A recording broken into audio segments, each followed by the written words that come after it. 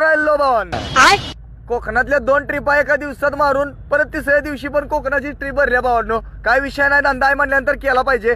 तर आपली गाडी भरलेली कुठं सावंतवाडीला. तर चला भावांनो, आलो पंपावर, टाकी बिकी फुल केली आणि आलो पुढे आमिनीच्या घाटात. तर या रिक्षावाल्यानं काहीतरी टोकाटिकी कोणाला तरी केलेली, काय एवढं समजलं नाही भावांनो. आणि काय थांबत पण बसलो नाही, जास्तच घरी झाले. तर चला म्हटलं पुढे निघावं. आलो पुढं पांढरे पाणीच्या इथं विशालगडला हा रोड जातो. इथं थांबलो, जरा कटाळा आलेला म्हणून आपल्या गाडीचा व्हिडिओ जरा उचलायचा होता. व्हिडिओ उचलला, फोटो काढायचे होते, काढला आणि पुढे आलो घाटात. घाटाच्या अलीकडे हा कच्चा रोड लागतो. या रोडला आल्यानंतर जरा भावानं सावकाश चला, कारण की आता सुट्ट्याचे दिवस चालू झालेत. पुण्या मुंबईची ट्रॉफिक सगळी याच रोडने यायला लागल्यात.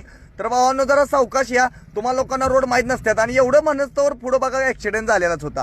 ऍक्सिडेंट वगैरे नाही, गाडी फक्त कल्लेली चिराची गाडी होती.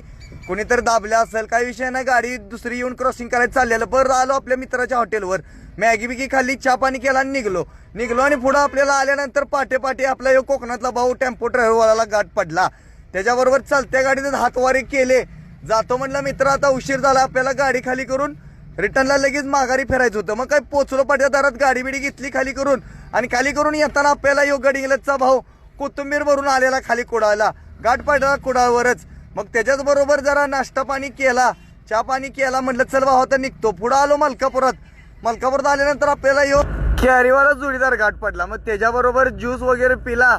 आता म्हटलं चल भाऊ जातो, गाडी भरायची आहे. मग आलो डायरेक्ट कारखान्यावर आलो. ते आपल्याला लगेच आल्या गाडी भरायला घेतली, गाडी बिडी भरली. आणि जरा बघत तर जरा वातावरण पण चेंज व्हायला लागलेलं. पावसाचं काय वातावरण वाटत नव्हतं.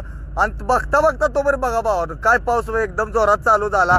तरी पण असल्याच पावसात घेतला कागद मारून, माल भिजाय नको म्हणून. सीजनचा टाइम आहे. तर भावांनो, हा ब्लॉग कसा वाटला कमेंट करून सांगा. आणि जाताना जरा भावांनो फॉलो पण करून जावा. धन्यवाद भावांनो.